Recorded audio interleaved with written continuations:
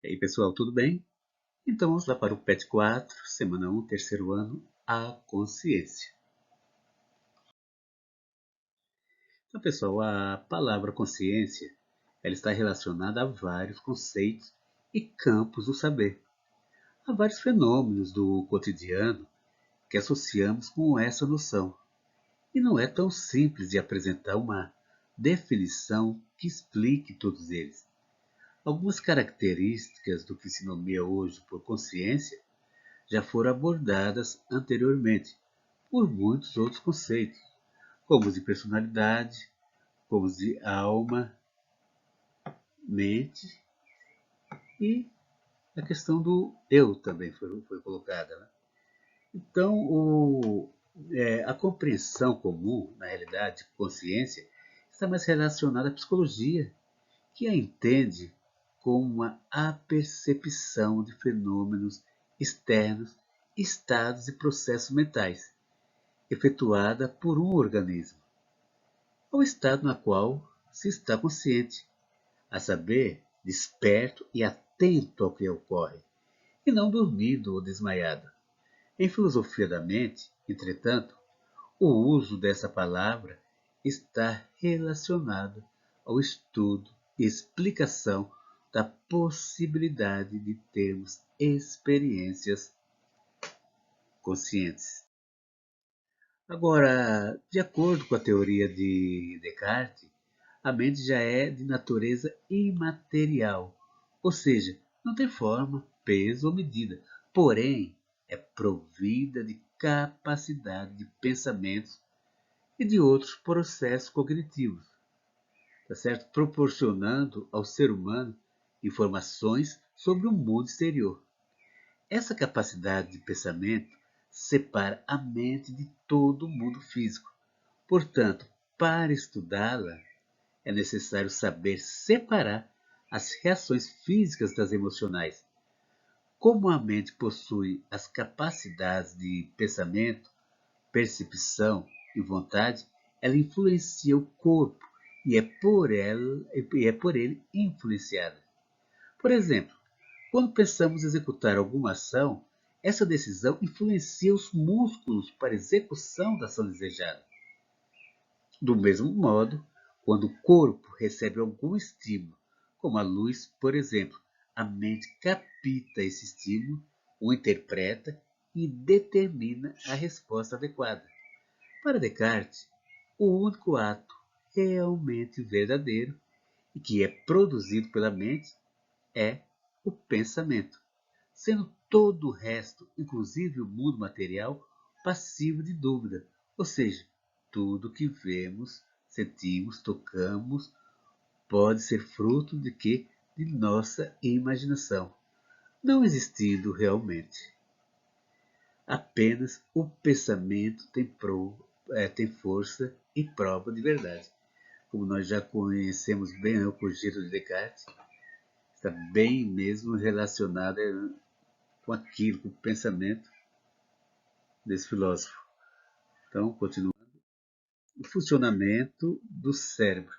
Explicar o funcionamento do cérebro ou identificar suas funções e relações com outro órgão do corpo ainda oferece certa dificuldade. A consciência, por outro lado, enquanto elemento constante de toda experiência humana, continua sendo um grande mistério e não se deixa explicar de forma simples. Essa explicação hoje está mais voltada à abordagem científica do que à especulação filosófica. Podemos, inclusive, perceber isso no que o famoso filósofo David Chalmers nomeou como os problemas fáceis e os problemas difíceis. Quanto à consciência, os fáceis, segundo o filósofo, são aqueles aos quais não se tem muita dúvida de poderem ser explicados por estudos científicos. Já os difíceis são os que resistem a tal explicação. Explicar o comportamento deliberativo, o processamento mental de informações e cálculos e o que ocorre durante o sono são os problemas fáceis. Nosso cérebro faz parte do mundo físico ou material, para muitos, e pode ser estudado de muitas formas, mas as experiências das quais nos tornamos conscientes são tão variadas e complexas que não conseguimos descrever completamente o caráter qualitativo dessas experiências. As teorias que explicam a natureza da mente e dos fenômenos mentais conscientes podem ser divididas em fisicalistas ou materialistas e dualistas. As teorias fisicalistas tendem a ser reducionistas, admitindo que os estados mentais sejam idênticos aos cerebrais, ou que esses possam explicar o funcionamento daqueles.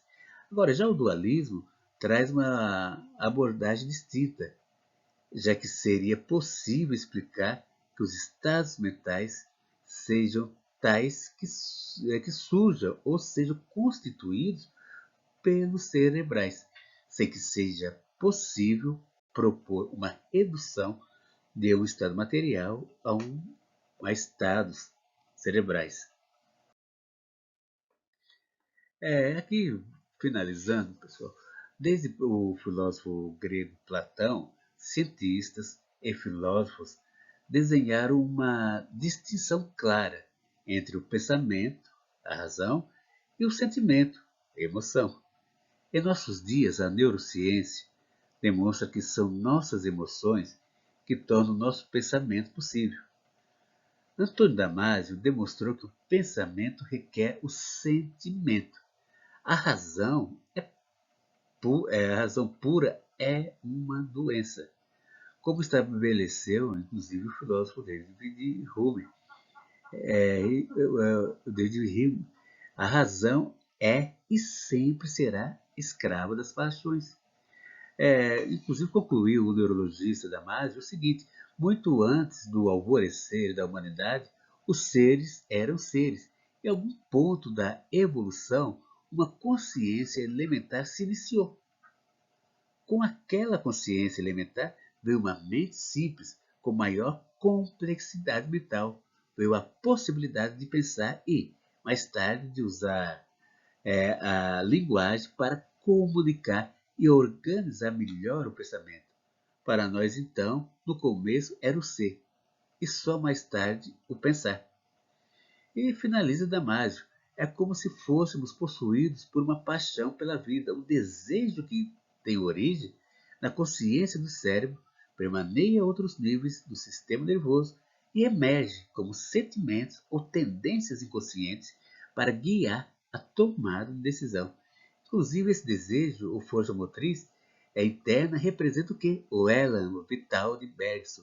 O elan vital aparece no pensamento de Henri Bergson como princípio explicativo da evolução da vida em todas as suas formas.